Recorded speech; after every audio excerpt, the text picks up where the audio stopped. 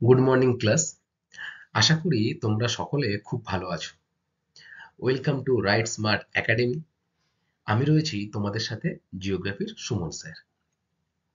আচ্ছা স্টুডেন্ট, আমরা কিন্তু গত ক্লাসে তোমাদের বইতে যে দ্বিতীয় অধ্যায় ছিল বায়ুমণ্ডল, সেই বায়ুমণ্ডল চ্যাপ্টার কিন্তু কমপ্লিট করেছি, তাই তো? তোমাদের আশা করি বায়ুমণ্ডল চ্যাপ্টারটা সম্পর্কে আর কোনো অসুবিধা থাকার কথা নয়। যদি থাকে আমাকে আবার জানিও, আমি আবার তোমাদের সাথে ক্লাস করতে চলে আসবো। তো ঠিক আছে স্টুডেন্ট, দেখো, আজকে কিন্তু আমরা তোমাদের বইতে যে চতুর্থ অধ্যায় রয়েছে, কি না, বর্জ্য ব্যবস্থাপনা। সেই বর্জ্য ব্যবস্থাপনা সম্পর্কে আজকে আমরা কিন্তু বিস্তারিত আলোচনা করব। এখানেও আমরা কয়েকটা পাঠের মাধ্যমে, যেমন বর্জ্য ব্যবস্থাপনার ধারণা, প্রকারভেদ, কিভাবে বর্জ্য ব্যবস্থাপনার বা কিভাবে এই পরিবেশে বর্জ্য বেড়ে চলেছে, কিভাবে এর প্রতিরোধ করা যায়, সেগুলো সম্পর্কে কিন্তু আমরা কয়েকটা ক্লাসের মাধ্যমে জানব। তার আগে দেখি গত ক্লাসে তোমরা যেমন বায়ুমণ্ডল চ্যাপ্টারটা কমপ্লিট করেছো, দেখি কার কেমন পড়া মনে রয়েছে। আচ্ছা, তোমরা আমাকে বলো তো যে বায়ুমণ্ডলের গ্যাসীয় উপাদানের মধ্যে সবথেকে বেশি পরিমাণে যে গ্যাসটি বায়ুমণ্ডলে রয়েছে সেই গ্যাসটির নাম কি? নাইট্রোজেন। ভালো বলেছো। তাহলে বলো যে নাইট্রোজেনের পরিমাণ বায়ুমণ্ডলে কত পার্সেন্ট? 78.04% কিন্তু বায়ুমণ্ডলে কি রয়েছে না নাইট্রোজেন। তার ঠিক পরে যে দ্বিতীয় যে বায়ুটা, যেটা আমাদের এই বায়ুমণ্ডলের সর্বাধিক রয়েছে দ্বিতীয় স্থানে, সেটি কিন্তু হলো অক্সিজেন। তোমরা আমাকে বলবে এই অক্সিজেনের পরিমাণ কত? বাহ, খুব ভালো বলেছে যে অক্সিজেনের পরিমাণ কিন্তু কত? 20.94%, তাই তো? এছাড়া বায়ুমণ্ডলে কিন্তু আর যে অন্যান্য গ্যাস রয়েছে তার মধ্যে আহ helium, argon, carbon die oxide, জলীয় বাষ্প, মিথেন প্রভৃতি আরো অসংখ্য গ্যাস কিন্তু রয়েছে বায়ুমণ্ডলে। দেখো, এর মধ্যে চারটি এমনও গ্যাস আছে যাদের কিন্তু পরিবেশে খুবই সামান্য পরিমাণে রয়েছে, না থাকার মতোই। তাই সেই চারটি গ্যাসকে কিন্তু কি বলা হয় বলতো? যে নিষ্ক্রিয় গ্যাস। এবারে তোমাদের নিষ্ক্রিয় গ্যাস তোমরা নিশ্চয়ই আলোচনা করেছিলাম আমি তোমাদের সাথে, তোমাদের নিশ্চয়ই মনেও আছে যে নিষ্ক্রিয় গ্যাস কোন চারটি গ্যাসকে নিষ্ক্রিয় গ্যাস বলা হয়। মনে আছে? তাহলে বলে ফেলো, কোন চারটি গ্যাসকে নিষ্ক্রিয় গ্যাস বলা হয়? আচ্ছা, ভেরি গুড। তুমি প্রথমে কি বললে? যে হিলিয়াম, তাই তো? এছাড়া আর কি থাকতে পারে হিলিয়াম বাদে? হিলিয়াম, জেনান, ক্রিপ্টন, নিয়ন, এই চারটি কিন্তু হলো বায়ুমণ্ডলের নিষ্ক্রিয় গ্যাস। স্টুডেন্ট, তোমরা বায়ুমণ্ডলের স্তরবিন্যাস পড়েছো। আমরা কি দেখেছি যে উষ্ণতার তারতম্য অনুসারে বায়ুমণ্ডলকে আমরা ছটি প্রধান ভাগে ভাগ করছি। যেটা সর্বনিম্ন স্তর তার নাম কি? অর্থাৎ ভূপৃষ্ঠের কাছাকাছি যে স্তরটি রয়েছে তার নাম ট্রপোস্ফিয়ার। এবারে যদি বলি আমি ঊর্ধ্বসীমায়, সেই ঊর্ধ্বসীমায় কোন স্তরটি রয়েছে বলতো? একদমই ঠিক বলেছো যে ম্যাগনেটোস্ফিয়ার। তাহলে ঊর্ধ্বসীমায় যে স্তরটি রয়েছে তার নাম হলো কিন্তু ম্যাগনেটোস্ফিয়ার, তাই তো? তাহলে দেখো, বায়ুমণ্ডলের যে ঊর্ধ্বতম স্তর তার নাম ম্যাগনেটোস্ফিয়ার। তাহলে এই ভূপৃষ্ঠ থেকে এই যে ম্যাগনেটোস্ফিয়ার অবধি এই যে স্তরটার দূরত্ব কত বলতো? Very good. 10,000 কিলোমিটার কিন্তু এই এর দূরত্ব। আমরা গ্রিন হাউস গ্যাস সম্পর্কে পড়েছিলাম, যেগুলি কিন্তু আহ, মারাত্মকভাবে পরিবেশের ক্ষতি করছে, এবং স্ট্র্যাটোস্ফিয়ার স্তরে যে ওজোন রয়েছে, ওজোন স্তর, সেই ওজোন স্তরকে কিন্তু ব্যাপকভাবে ক্ষয়ক্ষতির সম্মুখীন নিয়ে চলেছে বর্তমানে এই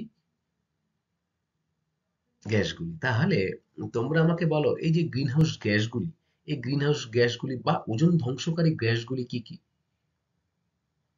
সর্বপ্রধান যে গ্রিনহাউস গ্যাসটি রয়েছে বায়ুমণ্ডলে তার নাম কিন্তু হলো carbon die oxide.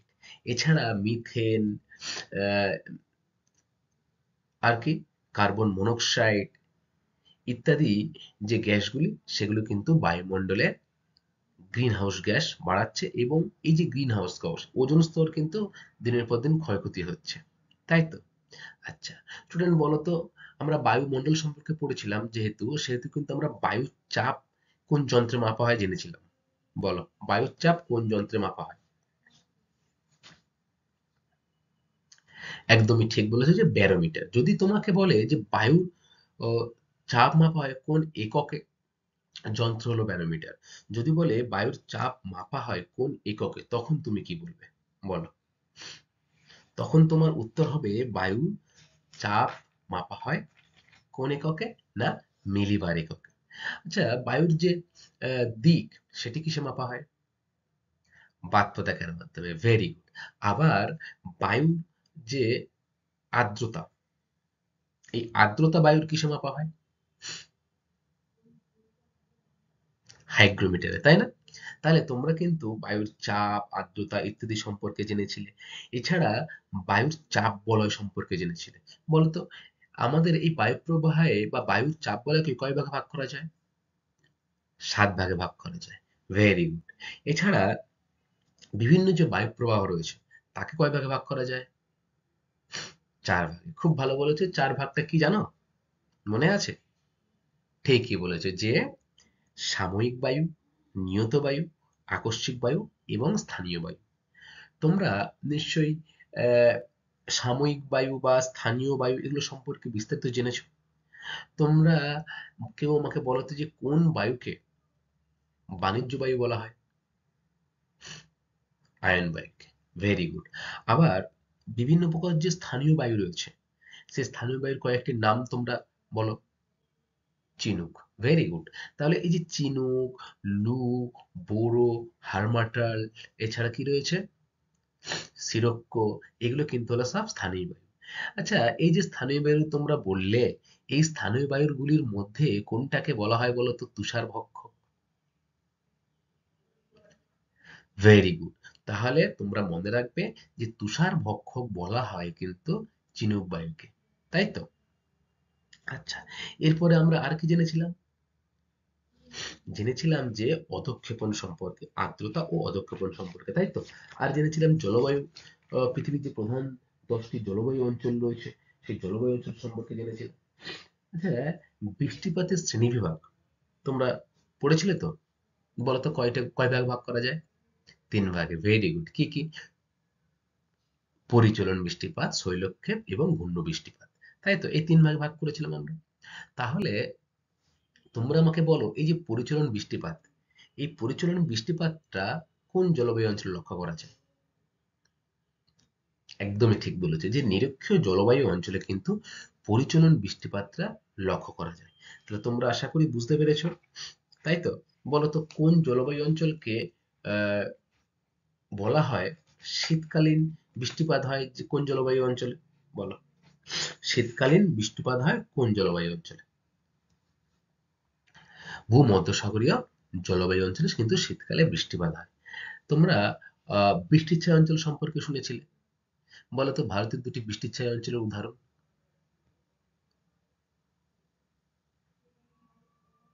Very good. Shillong এবং পশ্চিমঘাট পর্বতের যে পূর্ব ঢাল, এই দুটি হলো ভারতের বৃষ্টির ছায়া অঞ্চল, তাই তো?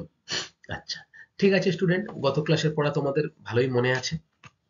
এবারে আমরা যে চ্যাপ্টারটা নিয়ে আলোচনা করব, সেটি কিন্তু হলো বর্জ্য ব্যবস্থাপনা। আচ্ছা, বর্জ্য পদার্থ এই কথাটা বললে তোমাদের মনে কি আসে? আবর্জনা, নোংরা, এগুলোকেই তো বলা হয় বর্জ্য পদার্থ, তাই তো? তাহলে এই বর্জ্য পদার্থর ব্যবস্থাপনা কিন্তু আলাদা জিনিস। বর্জ্য পদার্থ এক জিনিস, আর বর্জ্য ব্যবস্থাপনা কিন্তু অন্য জিনিস। দেখো, প্রথমে আমরা কিন্তু এই বর্জ্য পদার্থর ধারণা সম্পর্কে জানবো। তারপরে বিভিন্ন প্রকার যে বর্জ্য পদার্থ রয়েছে, কোনো বর্জ্য পদার্থ তরল হতে পারে, কোনো বর্জ্য পদার্থ কঠিন হতে পারে, কোনো বর্জ্য পদার্থ আবার গ্যাসীয় হতে পারে, বিষাক্ত হতে পারে কিন্তু। ঠিক আছে? এই যে সমস্ত রকম বর্জ্য পদার্থের প্রকারভেদ, সেইগুলো সম্পর্কে কিন্তু আমরা বিস্তারিত জানব। ঠিক আছে? দৈনন্দিন জীবনে কিন্তু আমরা হাজার জিনিস ব্যবহার করি, তাই না? ওই যে ব্যবহার্য দ্রব্যগুলি, সেই দ্রব্যগুলি কিন্তু যেগুলি অবশিষ্ট বা যা আমাদের কিন্তু কাজে লাগে না, সেগুলো আমরা যেখানে সেখানে ফেলে দিই, বর্জ্য পদার্থ, সেগুলোই কিন্তু হলো বর্জ্য পদার্থ। বুঝতে পারলে? ধরো, আমাদের শরীরে বিভিন্ন রোগের যে সৃষ্টি করে পরিবেশ, এবং পরিবেশ দূষণ ঘটায় এই বর্জ্য পদার্থ। তাহলে এই বর্জ্য পদার্থ কিন্তু আমাদের শরীরে বিভিন্ন রকম রোগের সৃষ্টি করে। ঠিক আছে? এবং আমাদের যে পরিবেশ রয়েছে, সেই পরিবেশ কিন্তু ব্যাপকভাবে দূষিত করে কে? এই বর্জ্য পদার্থ। ভারতবর্ষে বর্তমানে জনসংখ্যা ব্যাপক হারে বৃদ্ধি পাচ্ছে। ফলে মানুষের যে ব্যবহার্য জিনিস সেগুলোর পরিমাণ কিন্তু বাড়ছে। এবং যত পরিমাণ বাড়ছে ততই কিন্তু দিনের পর দিন এই যে বর্জ্য পদার্থ সেগুলোও কিন্তু প্রচুর পরিমাণে বেড়ে যাচ্ছে। তোমরা দেখো তোমাদের স্ক্রিনে যে ছবিগুলো তোমরা লক্ষ্য করছো, দেখো বর্জ্য পদার্থগুলি পাহাড়ের আকার নিচ্ছে। তাই না? সারা শহরের বর্জ্য পদার্থ একটা জায়গায় ফেলা হচ্ছে এবং সেই স্থানটি কিন্তু একটা বিষাক্ত জায়গায় পরিণত হচ্ছে। তাহলে বর্জ্য ব্যবস্থাপনা কিন্তু আলাদা জিনিস। বর্জ্য ব্যবস্থাপনা সেটাই যেটার মাধ্যমে আমরা এই বর্জ্যগুলোকে, যাতে পরিবেশ দূষণ না ঘটে, মানুষের রোগ সৃষ্টি করতে না পারে, সেই ব্যবস্থাপনা করাকেই কিন্তু বলা হয় বর্জ্য ব্যবস্থাপনা। তাহলে আজকে আমরা কি জানবো? আজকে আমরা জানবো কিন্তু যে বর্জ্য পদার্থের ধারণা ও প্রকারভেদ সম্পর্কে। ঠিক আছে? তাহলে চলো স্টুডেন্ট, আমরা শুরু করি আজকের যে আমাদের ক্লাস সেই সম্পর্কে।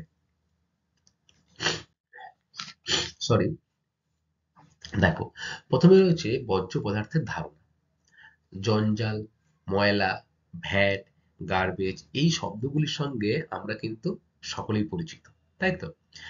আহ, ময়লা তোমরা কম বেশি সকলেই শুনে আসছো সেই ছোটবেলা থেকেই। জঞ্জাল, গার্বেজ এগুলো কি? এগুলো কিন্তু আমরা শব্দগুলির সাথে পরিচিত। পাশের দেখো ছবিগুলো দেখো, বুঝতে পারবে যে গ্রাম বা শহর যেখানেই তোমরা থাকো না কেন, সবারই কিন্তু প্রতিদিনের যে নোংরা ময়লা আবর্জনা নির্দিষ্ট জায়গায় কিন্তু ফেলা হয়। শহরে এগুলির জন্য নির্দিষ্ট স্থান বা সংগ্রহ করার ব্যবস্থা আছে। দেখবে মিউনিসিপ্যালিটি বা কর্পোরেশনের গাড়ি এসে এগুলিকে কিন্তু নিয়ে যায়। যারা তোমরা শহরবাসী, তারা কি করো? তারা কিন্তু প্রতিদিন সকালে দেখবে মিউনিসিপ্যালিটি বা পৌরসভার কিন্তু গাড়ি থাকে। সে গাড়ি কি কাজ করে? সে গাড়িতে কিন্তু আমরা ময়লাটা ফেলে দেই।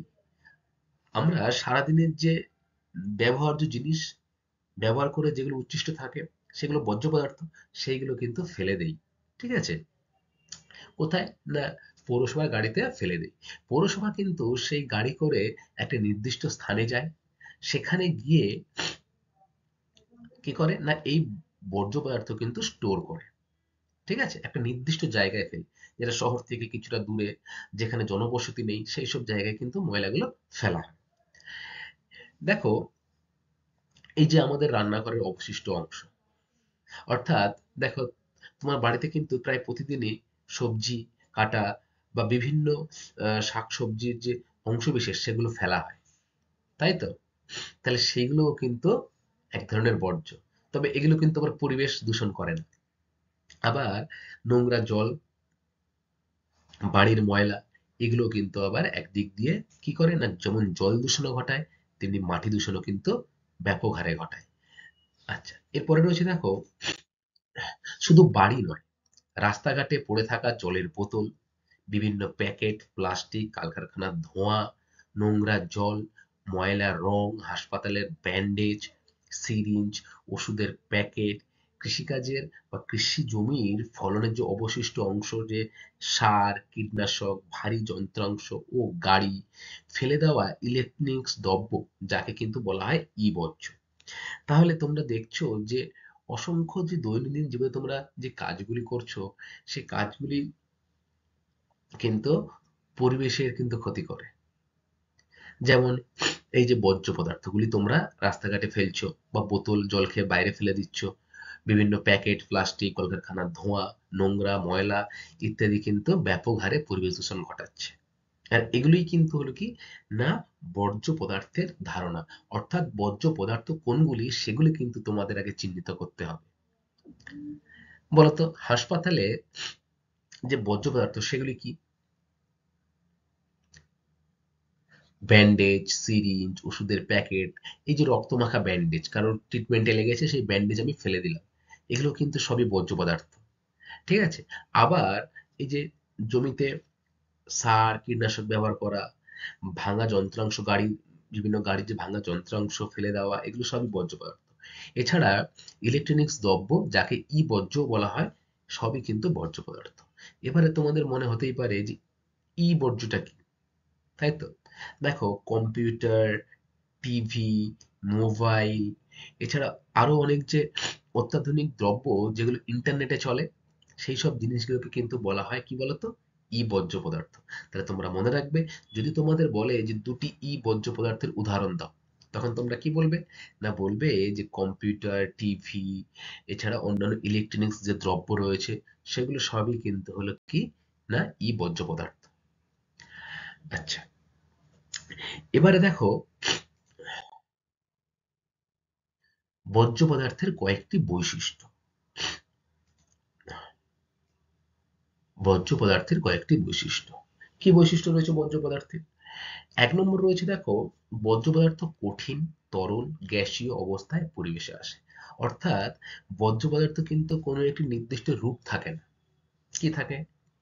সেটি কঠিন হতে পারে, সেটি তরল হতে পারে, সেটি গ্যাসীয় হতে পারে। ঠিক আছে? তাহলে এক নম্বর পয়েন্ট কি হলো, যে বর্জ্য পদার্থ কঠিন, তরল, গ্যাসীয় যে কোনো অবস্থায় পরিবেশে আসতে পারে, এবং পরিবেশ কিন্তু ব্যাপকভাবে দূষণও ঘটায় এই বর্জ্য পদার্থগুলি। নাম্বার দুই, তাহলে এক নম্বর হয়ে গেল।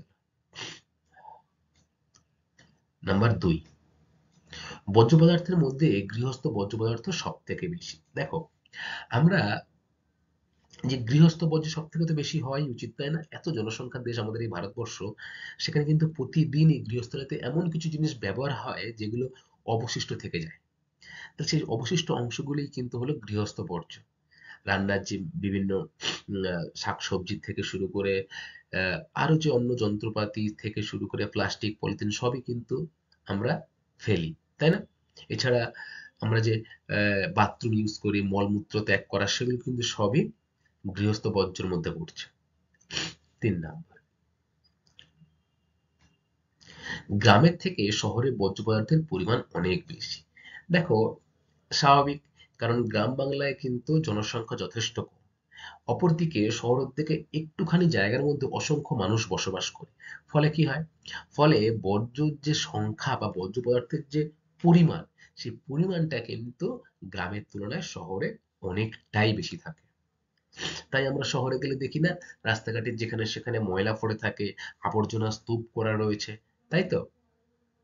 তাহলে গ্রামের তুলনায় কিন্তু শহরে বর্জ্য পদার্থের পরিমাণ যথেষ্ট বেশি বা অনেক বেশি। এরপরে ৪ নম্বর কি রয়েছে দেখো, যে বর্জ্য পদার্থের একটা বড় অংশ জীবাণু দ্বারা বিয়োজিত হয়। বেশ কিছু বর্জ্য পদার্থ বিয়োজিত হয় না। দেখো, বর্জ্য পদার্থের একটা বড় অংশ জীবাণু দ্বারা বিয়োজিত হয়। অর্থাৎ আহ, এমন কিছু বর্জ্য পদার্থ আছে যেগুলো কিন্তু অটোমেটিক বিয়োজিত হয়ে যায়, অর্থাৎ মিশে যায় মাটির সাথে, বা পোকামাকড় বা জীবাণু দ্বারা কিন্তু সেটি নষ্ট হয়। কিন্তু এমনও কিছু বর্জ্য পদার্থ আছে যেগুলো কিন্তু বিয়োজিত হয় না। যেমন কি প্লাস্টিক, পলিথিন, ই বর্জ্য, অর্থাৎ ইলেকট্রনিক্স যে বর্জ্য পদার্থগুলি, সেগুলো কিন্তু সহজে বিয়োজিত হয় না। আচ্ছা, ৪। এরপরে দেখো ৫ নম্বর, বর্জ্য পদার্থ পরিবেশ দূষণ ঘটায়। তাহলে বর্জ্য পদার্থ, সব ধরনের বর্জ্য পদার্থ, সেটা কঠিন হোক, তরল হোক, গ্যাসীয় হোক, সমস্ত বর্জ্য পদার্থই কিন্তু ব্যাপকভাবে পরিবেশ দূষণ ঘটায়। ৬ এর দাগ কি রয়েছে, যে সঠিক ব্যবস্থাপনা বর্জ্য পদার্থকে সম্পদে পরিণত করতে পারে। দেখো, বর্জ্য ব্যবস্থাপনা আমি তোমাদের একটু আগেই বলছিলাম, যে বর্জ্য পদার্থ আলাদা জিনিস আর বর্জ্য ব্যবস্থাপনা জিনিসটা কিন্তু আলাদা জিনিস। ব্যবস্থাপনার মাধ্যমে আমরা কিন্তু সেই বর্জ্য পদার্থকে কি করছি, না পরিবেশ দূষণের হাত থেকে সেটাকে রক্ষা করছি, মানুষের বিভিন্ন রোগগ্রস্তর হাত থেকে সেটাকে কিভাবে আলাদা করা যায়, বা সেই বর্জ্য পদার্থ কিভাবে সম্পদে পরিণত করা যায়, সেটাকে কিন্তু আমরা ভাবছি। বা বর্তমান যুগে এটা কিন্তু একটা কি বলবো, সকল মানুষের কাছে একটা কর্তব্য হয়ে দাঁড়িয়েছে যে ময়লা যেখানে সেখানে ফেলা উচিত না, বা সঠিক ব্যবস্থাপনার মাধ্যমে বর্জ্য পদার্থ নির্দিষ্ট জায়গায় রাখা, তাই না? তাহলে সঠিক ব্যবস্থাপনার মাধ্যমে কিন্তু বর্জ্য পদার্থ সম্পদেও পরিণত করা সম্ভব। দেখো, এই যে তোমরা ছবি দেখো, কলকারখানার চারিদিকে এই যে গ্যাসীয়, এগুলোও কিন্তু পরিবেশ দূষণ ঘটাচ্ছে। কিভাবে? বায়ু দূষণ ঘটাচ্ছে। এগুলো দেখো, মৃত্তিকা দূষণ ঘটাচ্ছে, সাথে পরিবেশ দূষণ ঘটাচ্ছে, জল দূষণ ঘটাচ্ছে, প্লাস্টিক, পলিথিন, আবর্জনা। আচ্ছা, দেখো স্টুডেন্ট, এবারে আমরা দেখব যে বর্জ্য পদার্থের প্রকারভেদ। তাহলে এতক্ষণ আমরা যে বিষয়টা জানলাম যে বর্জ্য পদার্থের ধারণা, বর্জ্য পদার্থের বৈশিষ্ট্য কি। আচ্ছা বলো তো কি আমাকে, তাহলে এইগুলো আলোচনার মাধ্যমে আমরা যদি এক কথায় বলি যে বর্জ্য পদার্থ কি, তাহলে তোমাদের উত্তর কি হবে? বলো কি, কেউ পারবে কি? বলো তাহলে। দেখো, উত্তর কি হবে বলতো, যে আমাদের দৈনন্দিন ব্যবহার্য যে পদার্থের যে অংশ বিশিষ্ট, সেগুলো গ্যাসীয় হোক, তরল হোক, বা কি হোক, যে কঠিন হোক, অবস্থায় পরিবেশে আসে এবং একটি অর্থমূল্য এবং অথচ পরিবেশ দূষণ ঘটায়, তাকে আমরা কি বলবো, যে বর্জ্য পদার্থ। তাই তো? তাহলে সেটি কঠিন, গ্যাসীয় সমস্ত রকম হতে পারে। হুম। এবং পরিবেশে মিশছে, তাকে আমরা কি বলবো, যে বর্জ্য পদার্থ। এবারে দেখো, এখানে রয়েছে যে বর্জ্য পদার্থের প্রকারভেদ। প্রকৃতি, উৎস, পুনর্ব্যবহার, জৈব বিজন প্রভৃতি দৃষ্টিকোণ থেকে বর্জ্য পদার্থের শ্রেণীবিভাগ করা হয়। এখানে প্রকৃতি অনুসারে জৈব বর্জ্য পদার্থের শ্রেণীবিভাগ দেখানো হলো। তাহলে প্রকৃতি বা পদার্থের যে প্রকৃতি, তার অনুসারে আমরা বর্জ্য পদার্থকে কয় ভাগে ভাগ করতে পারি? দেখো, নিচে যে ছকটা তোমরা দেখছো, জৈব বর্জ্য পদার্থ, সেটা কঠিন হতে পারে, তরল হতে পারে, গ্যাসীয় হতে পারে, এই তিনটে আমরা কিন্তু জেনেছিলাম, তাই না? এছাড়া বিষাক্ত বর্জ্য পদার্থ হতে পারে, আবার হতে পারে কিন্তু বিষহীন বর্জ্য পদার্থ। আমরা এই যে বিষয়গুলো রয়েছে এক এক করে কিন্তু জানবো এই পাঁচটা বর্জ্য পদার্থ সম্পর্কে। কোনটাকে কঠিন বর্জ্য পদার্থ বলা হয় বা কোনটাকে গ্যাসীয় বর্জ্য পদার্থ বলা হয়, সেইগুলো কিন্তু আমরা জানবো এক এক করে। দেখো, এই যে তোমরা দেখছো ছবিটায়, কঠিন বর্জ্য। আবার এটা দেখো, তরল, অর্থাৎ জলের সাথে মিশছে যে বর্জ্যগুলি, সেগুলো। আবার গ্যাসীয় বর্জ্য কি? এই যে রান্না হচ্ছে, উনুন জ্বলছে, সেখানে একটা গ্যাস লাগছে, সেখান থেকেও কিন্তু বর্জ্য পদার্থ হয়। ঠিক আছে, এইগুলো সম্পর্কে কিন্তু আমরা বিস্তারিত জানবো। প্রথমে আমরা দেখব ১ নম্বর, কঠিন বর্জ্য পদার্থ। কঠিন বর্জ্য পদার্থ কি? দেখো, ব্যবহার্য পদার্থের অবশিষ্টাংশ কঠিন আকারে পরিবেশে এলে তা হলো কঠিন বর্জ্য পদার্থ। একদমই সহজ। আমরা যে জিনিসগুলি ব্যবহার করছি, সেই ব্যবহার্য জিনিসগুলি বা পদার্থগুলির অংশবিশেষ, যেগুলো আমরা পরিবেশে ফেলে দিচ্ছি, সেইগুলো কঠিন অবস্থায় যদি পরিবেশে আসে, তখন তাকে আমরা কি বলবো, না কঠিন বর্জ্য পদার্থ। এবারে এই কঠিন বর্জ্য পদার্থ কি কি হতে পারে দেখো, যে গৃহস্থালী, যেমন বাড়ির দৈনন্দিন নোংরা, আবর্জনা, জঞ্জাল। কৃষিক্ষেত্রে কি, ফসল তোলার পর অবশিষ্ট অংশ তার। শিল্পক্ষেত্রে যন্ত্রাংশ ও টিউব। সিমেন্ট কারখানা ও বিদ্যুৎ কেন্দ্রে নির্গত যে পদার্থ, সেগুলি। খনি ও নির্মাণ কাজ প্রভৃতি থেকে কিন্তু কঠিন জৈব পদার্থ নির্গত হয়। ভূমিদর্শনে এর ভূমিকা বেশি। তাহলে এই যে কঠিন বর্জ্য পদার্থ, এই এতে সব থেকে বেশি কার ক্ষতি হয় বলতো? পরিবেশে মৃত্তিকার ক্ষতি হয়, তাই না? তাহলে যদি বলি গৃহস্থালীয় দুটি কঠিন বর্জ্য পদার্থ কি হবে? বাড়ির নোংরা, আবর্জনা, এছাড়া জঞ্জাল, সেগুলো কিন্তু কঠিন বর্জ্য পদার্থ। যেমন প্লাস্টিক, তারপরে জলের বোতল, এগুলো কিন্তু সবই কঠিন বর্জ্য পদার্থ। শিল্প ক্ষেত্রেও কিন্তু যন্ত্রাংশ, টিউব, সিমেন্ট কারখানা এবং বিদ্যুৎ কেন্দ্র থেকে যে নির্গত পদার্থ, সেগুলো কিন্তু সবই হলো কঠিন বর্জ্য পদার্থের উদাহরণ। আর এটা আরো ভালো মনে করে রাখবে যে এই কঠিন বর্জ্য পদার্থ দূষণে সব থেকে বেশি ক্ষতি হয় কার? না মৃত্তিকার। আচ্ছা, এরপরে রয়েছে দেখো ২ নম্বর, তরল বর্জ্য পদার্থ। দৈনন্দিন কাজে ব্যবহারের পর সৃষ্ট অবাঞ্ছিত ও পরিত্যক্ত তরল অবস্থায় পদার্থগুলোকে তরল বর্জ্য পদার্থ বলে। তাহলে কি দাঁড়ালো, যে দৈনন্দিন ব্যবহার করার পর বা দৈনন্দিন কাজে ব্যবহারের পর সৃষ্টি হয় যে অবাঞ্ছিত ও পরিত্যক্ত তরল, সেগুলোকে আমরা কি বলবো, বর্জ্য তরল অবস্থায়। শহর ও নগরের তরল বর্জ্যের পরিমাণ সব থেকে বেশি। জল দূষণে তরল বর্জ্য ভূমিকা সব থেকে বেশি। দেখো, তোমরা পাশে ছবি দেখতে পাচ্ছ, কলকারখানার নোংরা জল এসে নদীতে বা খালে বিলে কিন্তু মিশছে। তাহলে সেখান থেকেই কিন্তু জলটা দূষিত হচ্ছে, তাই না?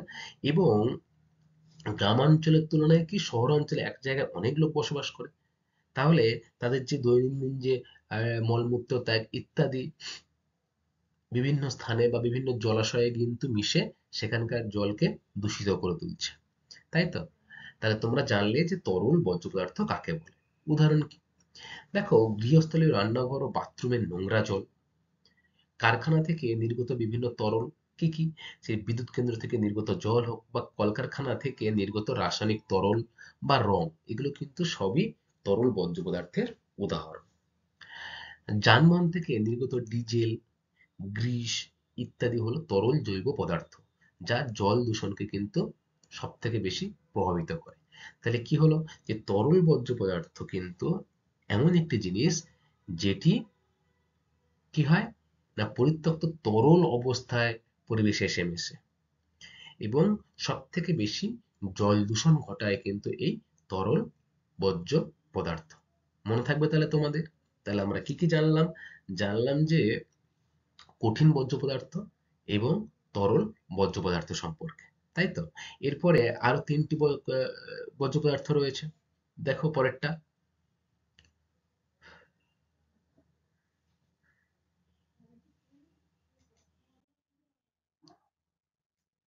৩, গ্যাসীয় বর্জ্য পদার্থ। কঠিন ও তরল বর্জ্যের পচন, যানবাহন, কলকারখানা, তাপবিদ্যুৎ কেন্দ্র থেকে নির্গত যেসব গ্যাসীয় অবস্থায় পদার্থ পরিবেশের প্রভূত ক্ষতি করে চলেছে তাদের গ্যাসীয় বর্জ্য পদার্থ বলে। তাহলে গ্যাসীয় বর্জ্য পদার্থ কি? কলকারখানার যে নির্গত ধোঁয়া, সেখান থেকে হতে পারে। এছাড়া যানবাহন যে প্রতিদিন অসংখ্য বা লাখ লাখ যে গাড়ি ঘোড়া চলে রাস্তাঘাটে, সেখান থেকে ধোঁয়া নির্গত হয়। তাহলে সেই ধোঁয়া নির্গত হওয়ার ফলে সেখান থেকেও কিন্তু যে গ্যাসটা বেরোয় সেটাও কিন্তু পরিবেশে মেশে এবং ব্যাপকভাবে কিন্তু ক্ষতির সৃষ্টি করে। এগুলি বিষাক্ত বা বিষহীন হয়। দেখো, কিছু কিছু ক্ষেত্রে এই যে গ্যাসগুলি সেগুলি বিষাক্ত হতে পারে, আবার কিছু কিছু ক্ষেত্রে কিন্তু এই গ্যাসগুলি বিষহীনও হতে পারে। সরাসরি বায়ুতে মিশে কিন্তু এরা বায়ু দূষণ ঘটায়। তাহলে আমরা কি দেখলাম, যে কঠিন বর্জ্য পদার্থ কি দূষণ ঘটায়? মাটি দূষণ, ভেরি গুড। আবার তরল বর্জ্য পদার্থ কি দূষণ ঘটায়? জল দূষণ ঘটায়। এবং গ্যাসীয় যে বর্জ্য পদার্থ সেটি কিন্তু সরাসরি বায়ু দূষণ ঘটায়। প্রস্রাবের মাধ্যমে প্রাণীদের শরীরে প্রবেশ করে নানান রোগজ্বালা সৃষ্টি হয়। শিল্প শহরাঞ্চলগুলিতে এর পরিমাণ কিন্তু সব থেকে বেশি। তাহলে শিল্প এবং শিল্প কারখানা যেসব অঞ্চলে, সেই সব অঞ্চলে কিন্তু এই যে গ্যাসীয় বর্জ্য পদার্থের পরিমাণ সব থেকে বেশি কিন্তু লক্ষ্য করা যায়। তাহলে দেখো, এই যে দেখো ছবিতে, এগুলি কিন্তু কলকারখানার ধোঁয়া, এগুলোও কিন্তু বিষাক্ত হতে পারে, আবার বিষহীন হতে পারে। এছাড়া এই যে অংশগুলো দেখছো, এগুলো যদি আমি পুড়িয়ে দেই তাহলে সেখান থেকেও যে গ্যাস নির্গত হবে সেটিও কিন্তু বিষাক্ত গ্যাস হতে পারে। তাহলে এই যে গ্যাস মানে গ্যাসীয় বর্জ্য পদার্থ, ঠিক আছে?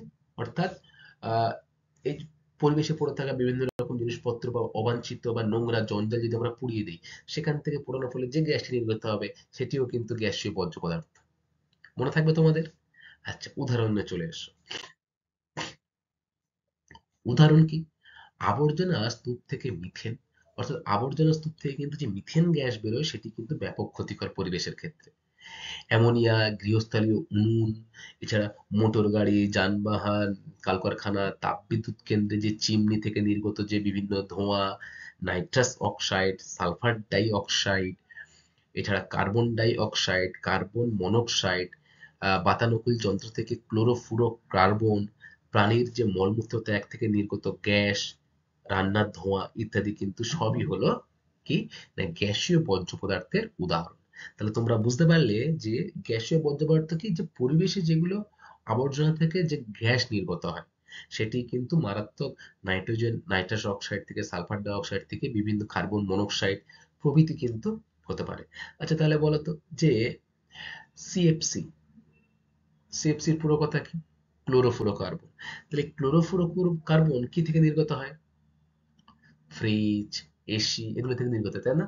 এগুলি কিন্তু বায়ুমণ্ডলে মিশে ব্যাপকভাবে বাতাসকে দূষিত করে তোলে, ঠিক আছে? তাহলে গ্যাসীয় উপাদানের মাধ্যমে কিন্তু বায়ুমণ্ডল ব্যাপকভাবে দূষিত হচ্ছে। এছাড়া আমরা যে রান্না করি, কাঠের জালে রান্না করে দেখবে রান্নার যে অনেক সময় ধোঁয়া বেরোয়, গ্রাম অঞ্চলে কাঠে রান্না করলে দেখবে ধোঁয়ার সৃষ্টি হয়। তাহলে সেই যে ধোঁয়ার সৃষ্টি হয়, এছাড়া কলকারখানায় চিমনি রয়েছে, সেখান থেকে যে ধোঁয়াটা বেরোচ্ছে, সেগুলো কিন্তু ব্যাপক হারে পরিবেশের বায়ু দূষণ ঘটাচ্ছে। তাহলে তিনটি বিষয় কিন্তু আমরা জানলাম। বায়ু দূষণ হচ্ছে গ্যাসীয় বর্জ্য পদার্থ দ্বারা, মাটি দূষণ হচ্ছে কঠিন বর্জ্য পদার্থ দ্বারা, এবং তরল বর্জ্য পদার্থ দ্বারা কিন্তু ব্যাপকভাবে জলদূষণ ঘটছে। এরপরে রয়েছে দেখো বিষহীন বর্জ্য পদার্থ। কাকে বলছে? যেসব বর্জ্য পদার্থ জীবজগৎ ও পরিবেশের খুব একটা ক্ষতি করে না, তাদের সাধারণ বা বিষহীন বর্জ্য বলে। তাহলে বিষহীন, বিষহীন মানেই কি? পরিবেশের ক্ষতি করছে না বা মানুষের ক্ষতি করছে না, এদের কোনো বিষক্রিয়াতা নেই, এগুলি কঠিন তরল গ্যাসীয় অবস্থায় পরিবেশে আসতে পারে। প্রকৃতিতে এগুলি ক্রমশ কমছে, অর্থাৎ এই যে এগুলো কিন্তু ভালো জিনিস, কিন্তু দিনের পর দিন কমে আসছে এগুলো প্রকৃতিতে। প্রকৃতিতে এগুলি কমে আসছে। এগুলি সাধারণত জীব বিশ্লেষ্য। কঠিনগুলি বিশ্লেষণ করে কম্পোস্ট সার তৈরি করা যায়। তরল ও গ্যাসীয় উপাদানগুলি সহজে শোধনও করা যায়। তাই যে কঠিন যে বর্জ্য পদার্থ বিষহীনগুলি, সেগুলো শোধন করে কিন্তু কি করা যায়? কম্পোস্ট সার তৈরি করা যাচ্ছে। আবার তরল যে গ্যাসীয়গুলো যে সেগুলোকেও কিন্তু শোধন করা যাচ্ছে। তাহলে এগুলো কিন্তু পরিবেশের বা জীবজগতের তেমন কোনো ক্ষতি করছে না, তাই তো? দেখো ছবিতে বা উদাহরণে, কৃষি জমির বর্জ্য যেমন খড়, কাঠ, পাতা ইত্যাদি। গৃহস্থের দৈনন্দিন বর্জ্যের মধ্যে সবজি ও ফলের অংশবিশেষ। দেখো কত সবজি, এগুলো কিন্তু অটোমেটিক পরিবেশের সাথে আস্তে আস্তে মিশে যায়, ঠিক আছে? বা এগুলো থেকেও কিন্তু কি হয়, যে কম্পোস্ট সার তৈরি করা যায়। তাই এগুলোকে কি বলা হয়? বিষহীন বর্জ্য পদার্থ। মনে থাকবে তাহলে তোমাদের, যে ৪ নম্বর যে ভাগটা আমরা পড়লাম, সেই ৪ নম্বর ভাগটা কিন্তু হলো বিষহীন বর্জ্য পদার্থ। এরপরে দেখো কি রয়েছে ৫ নাম্বার, বিষাক্ত বর্জ্য পদার্থ। তাহলে এই বিষাক্ত বর্জ্য পদার্থ কাকে বলবো? যেটা পরিবেশের ক্ষতি করে মারাত্মকভাবে এবং প্রাণীদের শারীরিক সমস্যার সম্মুখীন করায়, তাই তো? দেখো যে সকল বর্জ্য পদার্থ থেকে প্রত্যক্ষ ও পরোক্ষভাবে মানুষ ও অন্যান্য প্রাণীর বিভিন্ন শারীরিক সমস্যা, এমনকি মৃত্যু পর্যন্ত হয়ে থাকে, তাকে আমরা কি বলবো বলতো? বিষাক্ত বর্জ্য পদার্থ। এই বিষাক্ত বর্জ্য পদার্থ কঠিন, তরল বা গ্যাসীয় আকারে কিন্তু পরিবেশে মেশে। তাহলে যেমন আহ, বিষহীনগুলো যেমন কঠিন, তরল, গ্যাসীয় ছিল, ঠিক তেমনি বিষাক্ত কিন্তু কঠিন, তরল ও গ্যাসীয় হতে পারে, ঠিক আছে? এই বর্জ্য পদার্থ সহজেই জল, বায়ু, মাটিতে মিশে সমস্যার সৃষ্টি করে। তাহলে উদাহরণ কি?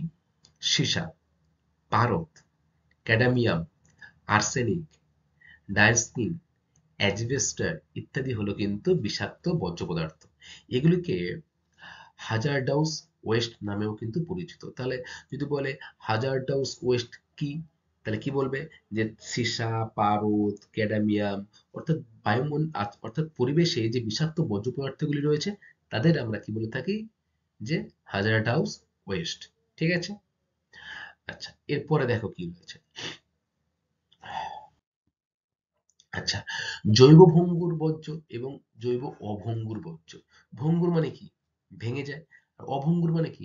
সহজে কিন্তু ভাঙে না। তাহলে দেখো যে সকল বর্জ্য জীবাণু, ব্যাকটেরিয়া দ্বারা বিয়োজিত হয়ে জল, মাটি, বাতাসের সঙ্গে কিন্তু আপনা আপনি মিশে যাচ্ছে। তাহলে যে সমস্ত বর্জ্য পদার্থগুলি জীবাণু হতে পারে বা ব্যাকটেরিয়া দ্বারা বিয়োজিত হয়ে জল, মাটি, বাতাসের সাথে কিন্তু আপনা আপনি বা একা একাই মিশে যাচ্ছে, সেগুলোকে কিন্তু বলা হয় জৈব ভঙ্গুর ব্যবস্থাপনা বা বায়োডিগ্রেডেবল ওয়েস্ট। অর্থাৎ এগুলো কিন্তু তেমন ভাবে পরিবেশের কোনো ক্ষতি করে না, ঠিক আছে? সেগুলো কি কি হতে পারে? কৃষি ও গৃহস্থলীয় বর্জ্য এই জাতীয়, তাই না? কৃষিক্ষেত্রে যে খড় রয়েছে, এছাড়া অবশিষ্ট পাতা, তাই না? আবার গৃহস্থলীয় যে শাকসবজির খোসা থেকে শুরু করে এগুলো কিন্তু সবই পুনরায় জীবাণু বা ব্যাকটেরিয়া দ্বারা কিন্তু বিয়োজিত হয়ে মাটির সাথে মিশে যায়, বা জল, মাটি, বাতাস সকলের সাথে মিশে যায়, এবং এগুলির কিন্তু তেমন ক্ষতিকর প্রভাবও লক্ষ্য করা যায় না। সেই জন্যেই কিন্তু এগুলোকে কি বলা হয় বলতো? জৈব ভঙ্গুর বর্জ্য। অর্থাৎ ভেঙে যায়, মিশে যায়। দ্বিতীয় কি রয়েছে? জৈব অভঙ্গুর বর্জ্য। অভঙ্গুর বর্জ্য কি বলছে?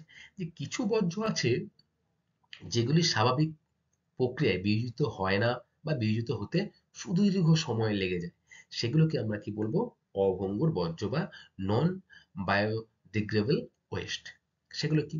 প্লাস্টিক, রাবার, বিভিন্ন ধাতুর থেকে যে বর্জ্য পদার্থ বেরোয় সেইগুলো, এবং এগুলো কিন্তু পরিবেশে বিরাট ক্ষতির যে প্রভাব সেটাও কিন্তু এর বেশি।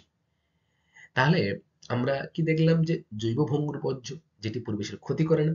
আবার অন্যদিকে কি দেখলাম? জৈব অভঙ্গুর বর্জ্য, এটা আবার পরিবেশের কিন্তু ক্ষতি করে। তাহলে এই দুটো যদি পার্থক্য আসে তখন তোমরা কিভাবে লিখবে? দেখো পার্থক্য পরের স্লাইডে। জৈব ভঙ্গুর ও জৈব অভঙ্গুর বর্জ্যের পার্থক্য। প্রকৃতি সহজেই জীবাণু ব্যাকটেরিয়া দ্বারা দ্রুত বিয়োজিত হয়ে যায়। তাহলে কি হলো? সহজেই কিন্তু জীবাণু বা ব্যাকটেরিয়া দ্বারা বিয়োজিত হয়ে যায়। আর এটা বিয়োজিত হয় না, সুদীর্ঘ সময় লেগে যায়, তাই তো? আচ্ছা, উৎস অর্থাৎ কিভাবে আসছে পৃথিবীতে। বিভিন্ন জৈব বর্জ্য, যেমন কৃষিজাত বর্জ্য। আর অজৈব বর্জ্য বেশিরভাগ ধাতব বা অধাতব শিল্পের বর্জ্য, শিল্প কারখানা, প্লাস্টিক, পলিথিন, এছাড়া শিল্পে ব্যবহৃত যে যন্ত্রাংশগুলি, এগুলো কিন্তু সবই হলো জৈব অভঙ্গুর বর্জ্য পদার্থ। প্রভাব, পরিবেশের ক্ষতির প্রভাব কম, আর সুদীর্ঘকালে পরিবেশে এগুলি কিন্তু ক্ষতি করে চলেছে। কোনগুলো? জৈব অভঙ্গুর পরিবেশের ক্ষতি করে চলেছে, এবং জৈব ভঙ্গুর কিন্তু পরিবেশের ক্ষতির প্রভাব কিন্তু যথেষ্ট কম। আচ্ছা, ঠিক আছে স্টুডেন্ট, আজকে তোমরা আহ, আশা করি এই অবধি ক্লাসটা বুঝতে পেরেছো। আমি কিন্তু আজকে কি পড়ালাম তোমাদের? যে বর্জ্য ব্যবস্থাপনা থেকে বর্জ্য পদার্থের ধারণা এবং বর্জ্য পদার্থের প্রকারভেদ সম্পর্কে। ঠিক আছে? এবারে পরবর্তী ক্লাসে কিন্তু আমি তোমাদের সাথে কি আলোচনা করব বলতো? যে বিভিন্ন যে বর্জ্য পদার্থের উৎস, সেই উৎস সম্পর্কে কিন্তু আমরা আলোচনা করব। তবে আজকে যেটুকু আমরা পড়লাম সেখান থেকে পরীক্ষায় কি কি প্রশ্ন আসে, তো সেটা একটু আমরা দেখে নিই।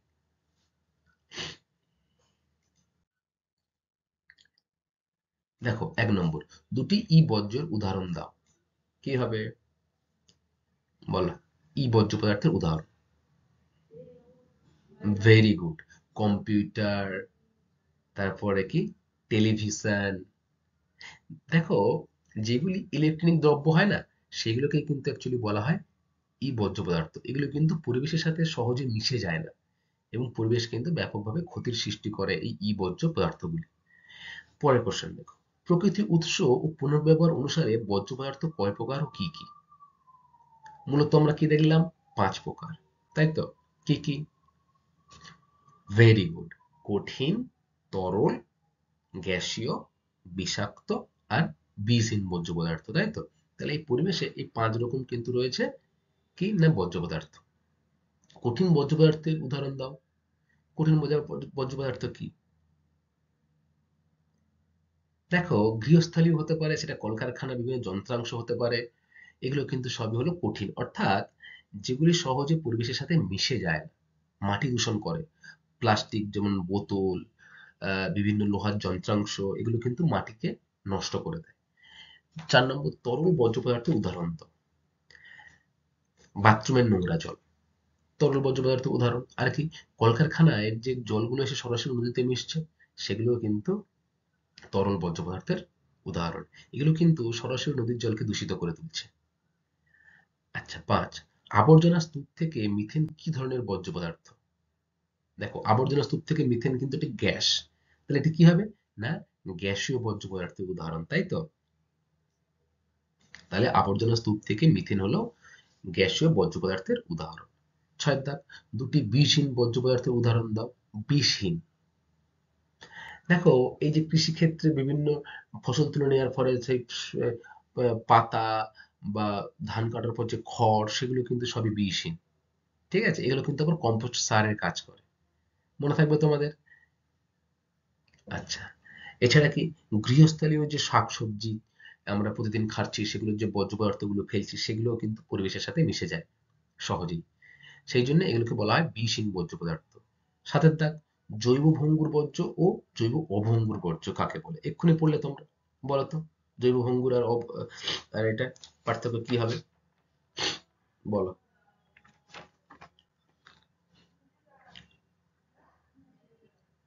Very good. দেখো, বাতাস, জল বা মাটিতে কিন্তু যে পদার্থগুলি ব্যাকটেরিয়া বা জীবাণু দ্বারা বিয়োজিত হয়ে মিশে যায় সেগুলোকে বলা হয় জৈব ভঙ্গুর। এবং যেগুলি মেশে না, প্লাস্টিক, পলিথিন, বিভিন্ন ইলেকট্রনিক্স দ্রব্য, সেগুলোকে কিন্তু বলা হয় জৈব অভঙ্গুর বর্জ্য ব্যবস্থা। ঠিক আছে? লাস্ট কোশ্চেন দেখো রয়েছে, হাজারডাউনস ওয়েস্ট কি? দেখো এই সীসা, এছাড়া অ্যাজবেস্টার, পারদ, ক্যাডমিয়াম দূষণের যে দূষণের সৃষ্টি হয় তাকে কিন্তু অ্যাকচুয়ালি কি বলা হয় বলতো? যে হাজারডাউস ওয়েস্ট। ঠিক আছে স্টুডেন্ট, আজকের ক্লাসটা এই পর্যন্তই। আশা করি তোমরা সমস্ত বিষয় সম্পর্কে বুঝতে পেরেছো। বর্জ্য পদার্থের ধারণা এবং প্রকারভেদ কিন্তু আমরা আজকে কমপ্লিট করলাম। ঠিক আছে? এর পরবর্তী ক্লাসে আমরা কি করব, না বর্জ্য পদার্থের যে উৎসগুলো সম্পর্কে ক্লাস করব। ঠিক আছে? থ্যাংক ইউ ক্লাস, সকলে খুব ভালো থাকবে।